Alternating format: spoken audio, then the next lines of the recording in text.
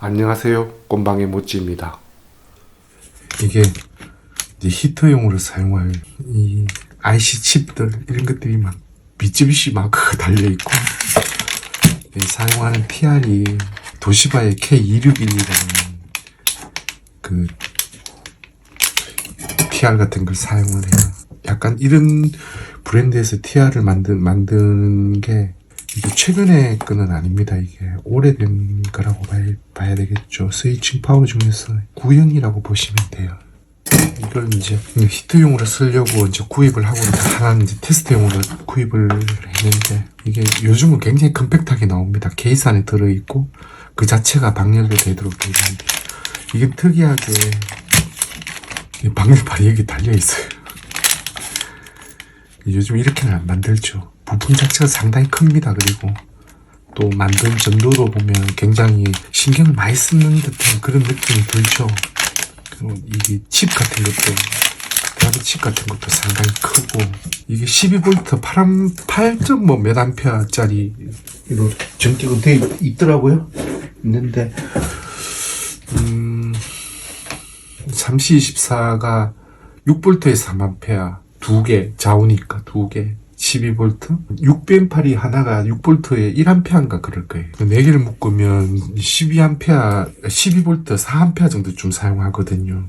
2배의 용량이기 때문에 동작이 되지 않을까. 지금 그렇게 생각하고 이걸 구입을 한 상태예요. 플러스 4핀, 마이너스 4핀을 이렇게 이제 사용하도록 되어 있죠. 12.01이 지금 지난번에 한번 테스트해가 집게로 맞춰놓은 거 집어가지고.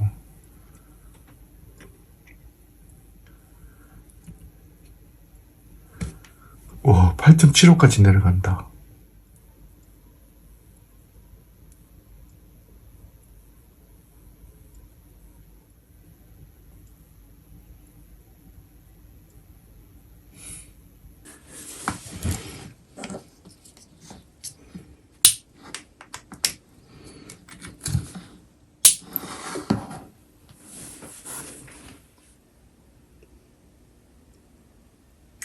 이따가 열도 바로 되고요. 이게 스위칭 파워가 뭐 전압, 이게 레귤레이션이나 이런 것들은 진짜 굉장히 좋습니다. 이게 사실 방열과는 이게 뭐 노이즈랑 이런 것 뭐 상관도 없거든요. 물론 3024는 방열과는 아니에요. 직렬 것도 아니에요. 상관도 별로 없고, 끓임직해서 끓여서 그렇지 이게 뭐 방열관 같은 데는 아무 문제가 없어요. 옛날에 그냥 뭐 침열로 막 연결해가지고 사용하는 경우도 있거든요. 옛날 기기들 보면 그냥 히터만 걸어주는 것일 뿐이기 때문에 아무 문제가 없습니다. 직렬 삼각관도 그냥 제가 보기에는 이게 옛날에 우리가 많이 보던 것과는 좀 다르기 때문에, 이게 뭐 스코프가 정확하진 않지만 전압 자체는 이제 변동이 없고요. 그 주파수가 보면은 굉장히 좀 높은 게 있긴 해요. 600mA, 600mV 정도 나오는데, 스코프의 상태가 상당히 좀 왔다리 갔다리 하네요. 뭐 좋은 것도 아니고 사용하는 지도 오래돼갖고 꼼방에 있을 때부터 사용한 건데, 상태가 그렇게 뭐 썩 좋다고 보기에는 좀 어려울 것 같습니다. 주파수, 높은 주파수가 한 10mV씩은 있어요. 그 정도 같으면 뭐 그게 상관없지 않을까. 지금 스코프에서 나오는 거랑 AC 전압 메타에서 나오는 거랑 거의 비슷하거든요. 이 정도면 별 문제 없지 않을까. 지금 보아는 전체 보아를 거의 사용하는 걸로 지금 걸려 있습니다. 어느 정도는 문제 없지 않을까 싶네요.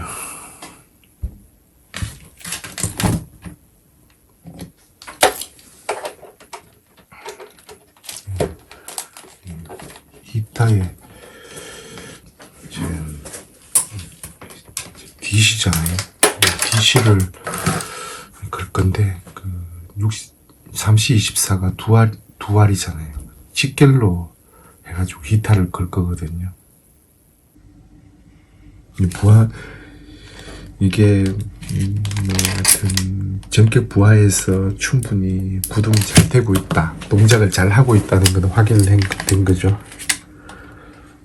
제가 전에 이 러시아 소켓 중에 관의 다리를 씹듯이 그렇게 찝어버리는 그 금도금된 단자 같은 경우에는 찍혀가지고 나오는 게 눈에 보이거든요. 그렇게 강력하게 이걸 물어준다. 이게 이 러시아제 소켓이에요. 이게 애자를 구워가지고 이렇게 정밀하게 핀에다가 이걸 한다는 것 자체가 요즘 같은데 말도 안 되는 일이거든요. 사기 베이스입니다. 이 소켓을 보시면 아까와는 다르게 약간 하얀 부분 하얗게 이렇게 좀 보이죠. 이게 은도금이에요. 약간 지금 그 시커멓게 되는 걸 이거 어떻게 살짝 깠냐 하면 그 솔 같은 거 좀 강한 솔 있죠. 칫솔 같은 것도 괜찮고 거기에 좀 연마제가 많이 들어있는 그 예전에 그래서 그 치약도 있었잖아요. 굉장히 딱 하면 상쾌하게 느껴지는데 사실은 그 안에 연마제가 많이 들어있어서 그렇다는 거. 근데 그 치약을 좀 발라가지고 이 칫솔질 같은 걸 해주면 이게 싹 일어나요. 이게 하나하나 뭐 칼로 벗기거나 다른 공구는 이게 벗기기 힘들거든요. 붙들기가 좀 힘들어서 그런데 가령 붙들 수 있는 걸 이렇게 붙들고 계속 솔질을 하면 이게 하얗게 됩니다. 그래서 납을 한 번만 입혀 놓으면 그 다음부터는 뭐 다른 데는 다른 부위에는 녹이 이게 은녹이 쓸어도 상관이 없거든요. 얘랑 이런 배치가 됩니다.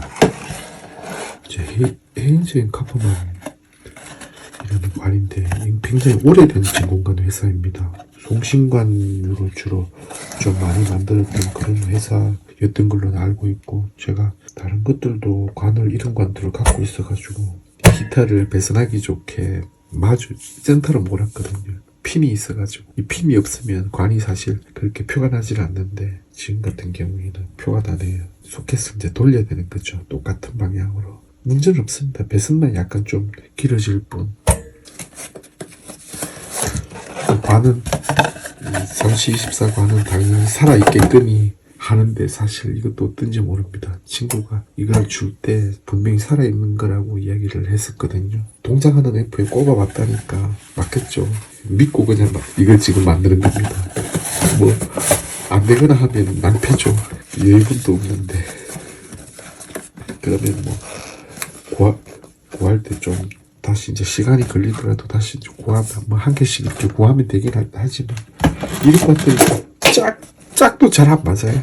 원래부터 문제도 좀 생기는 경우도 많고 그래가지고 만들어 봐야 할 것 같아요. 6BM8 두 개랑 3024 두 개를 꼽았거든요. 그리고 이제 내부는 지금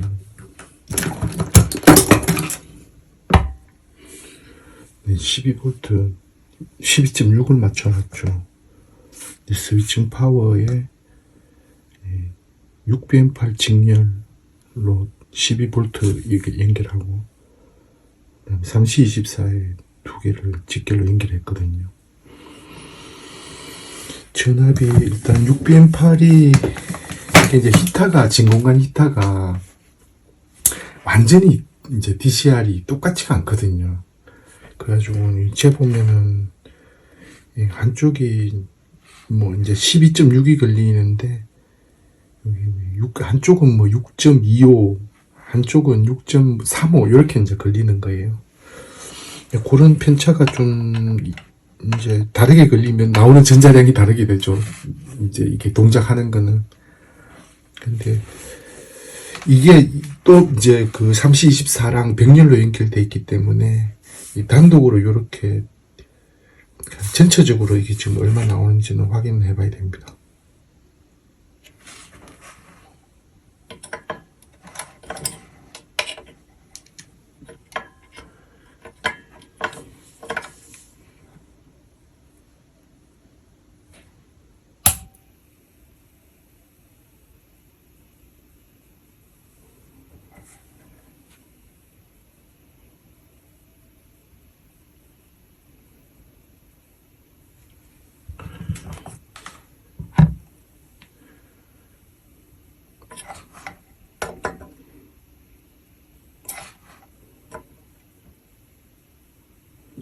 역시 완전 살짝 다르게 나오네. 0.1V 요런 이렇게 다르게 나옵니다.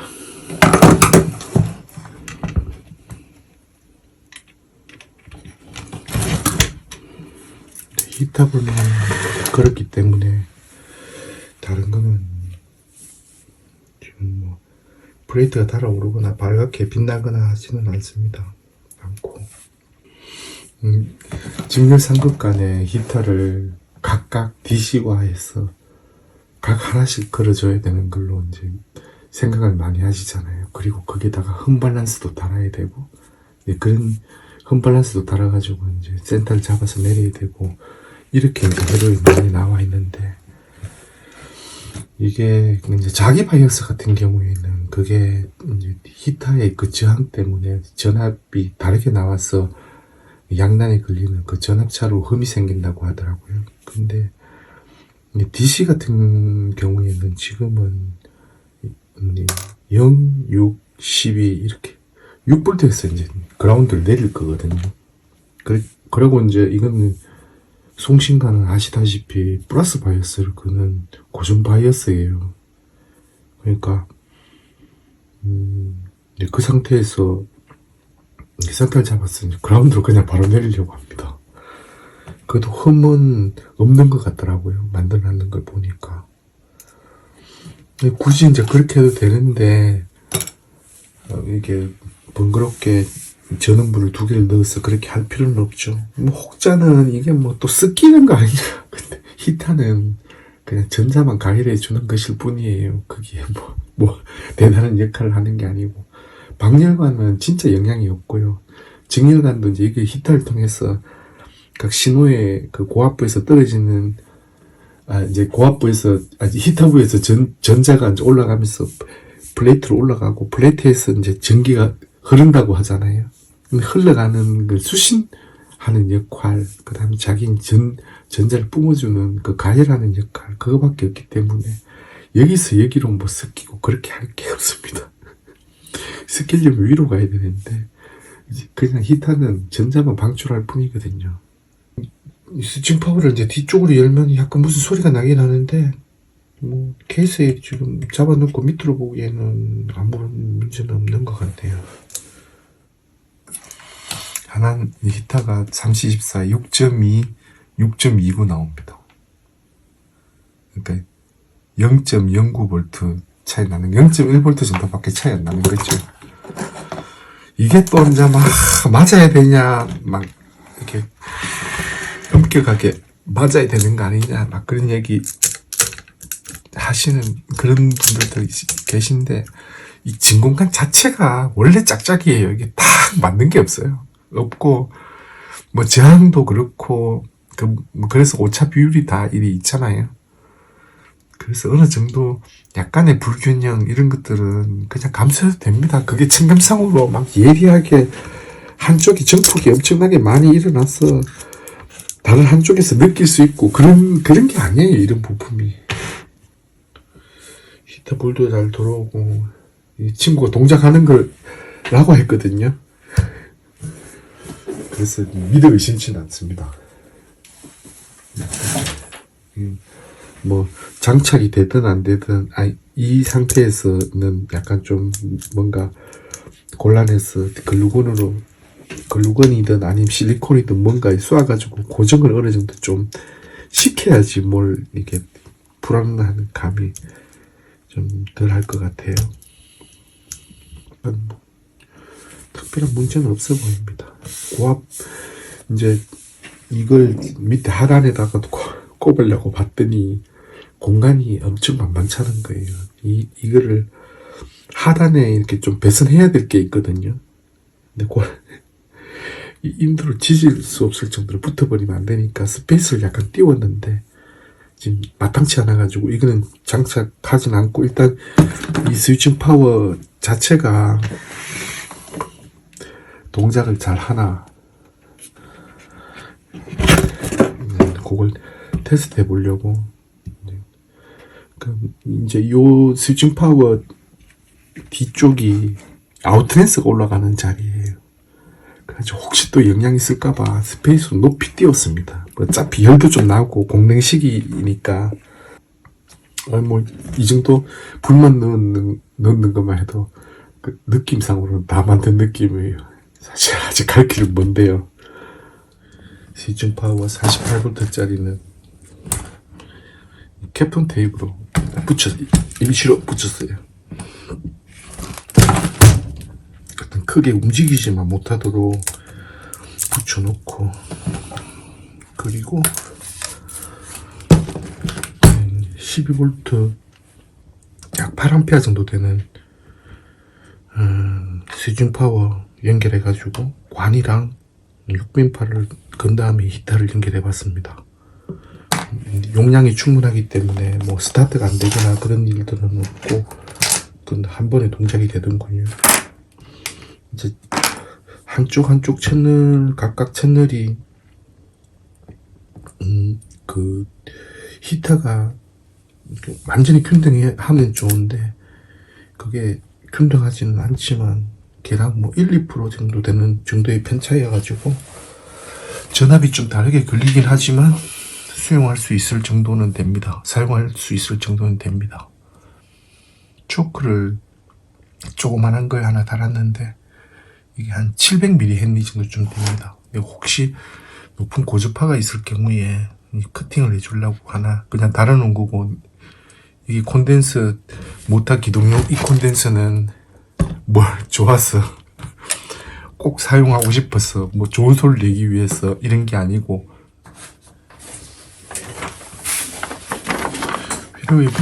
회로에 보면 3C24 요 부분을 제외하고는 나머지는 이제 전체 다 배선이 이제 여기 뭐 모듈로 이제 조립도 다 되었고 여기서 이제 연결할 수는 있거든요. 이제 요 부분을 연결하고 난 다음에 이쪽에 바이어스가 18V가 상대적으로 나오는지, 그리고 여기에 30V가 나오는지. 30V가 나오지는 않겠다. 왜냐하면 연결되어야만 30V가 유지가 되니까. 뭔가 테스트를 해보려면 여기에 간단하게 하나 뭐 고정장을 달든지 뭘 해가지고 테스트를 해봐야 되네요. 그거는 이제 나중에 하기로 하고, 입력단에 인티로는 안 쓸 거고 그냥 100kg짜리 장을 달면 되는데 지금 자리는 마땅치 않지만 여기에서 1번 핀과 그라운드에 100kg짜리만 있으면 되거든요. 이 가변장 그거는 선으로 바로 연결해가지고 그 연결을 하면 될 것 같아요.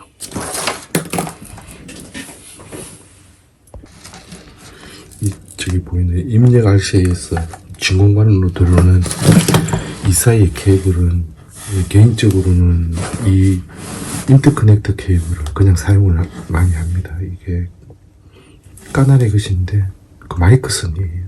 뭐 실드 자체도 좋고 뭐 각이 약간 있긴 하지만 뭐 많이 쓰는 것도 아니고, 그래서 이제 이게 쉴딩이 잘 되어 있으니까 이걸 사용을 하고, 여기 보면 이제 내선으로 되어 있어가지고 스테레오로 그냥 바로 뽑을 수 있는데 외부의 실드에 이게 연결되어 있는 와이어가 또 있어요.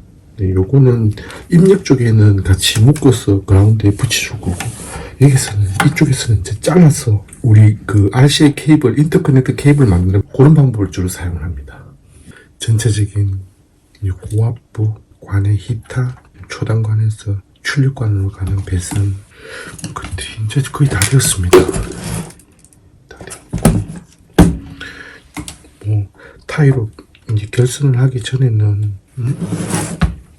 이 회로들이 정상적으로 동작하는지를 우선 먼저 확인을 해봐야 되고, 그리고 이제 이렇게 DC를 둘 다 이제 만들어 넣을 경우에 정류부를 정류관으로 가동할 경우에는 대략 한 10초, 그 댐퍼관 같은 경우에는 한 20초 이상의 그 지연 시간이 있거든요. 히터는 바로 들어오고, 고압이 진공관 입장에서 봤을 때 100TH인데 안쪽에 히터가 가열되어야 이 전류를 흘릴 수 있는 조건이 되거든요. 근데 이 히터가 금방 전자가 방출되려면 약간 몇 초는 지나야지 이게 풀로 전자가 방출됩니다. 근데 그전에는 사실 이 전류를 흘려줄 수 없는데, 이제 고압부 같은 경우에는 히터가 들어오고 정류관으로 만일에 전 고압을 사용할 경우에는 천천히 이렇게 전류가 흘러나가는 이런 지연 시간이 있는데, 스위칭 파워로 그냥 두 개를 이제 동시에 만들었을 때 관의 보호를 위해서 고압부가 천천히 들어와야 되는 그 딜레이를 임의적으로 좀 가해줘야 됩니다. 모든 관마다 그런 건 아니지만 히터 전력이 높거나 그런 관들이 대체적으로 그래요. 근데 그런 관들은 히터와 고압을 동시에 넣어주면 문제가 되는 경우가 들어있거든요.